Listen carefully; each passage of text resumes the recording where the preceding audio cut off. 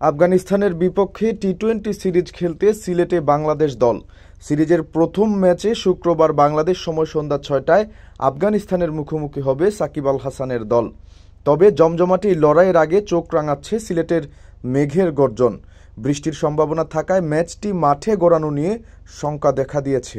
বাংলাদেশ আবহাওয়া অধিদপ্তরের পূর্বাভাসে বলা হয়েছে, আজ সিলেট বিভাগের আকাশ আংশিক মেঘলা থেকে অস্থায়ী মেঘলা থাকবে।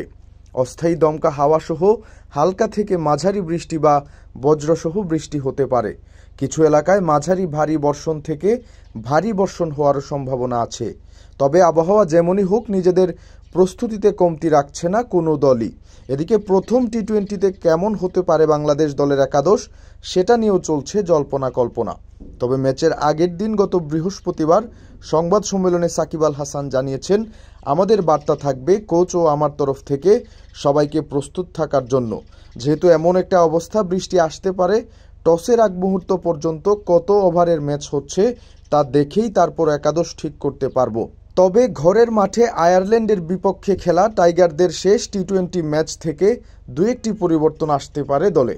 সেক্ষেত্রে ইনিংসের শুরুতে লিটন দাসের সাথে দেখা যাবে রনি তালুকদারকে। ৩-৪-৫-এ যথারীতি সাকিব আল হাসান, নাজমুল হোসেন শান্ত, তাওহিদ হৃদয়কে দেখা যাবে। ৬ এবং ৭-এ দেখা যেতে পারে আফিফ হোসেন ও শামীম হোসেনকে।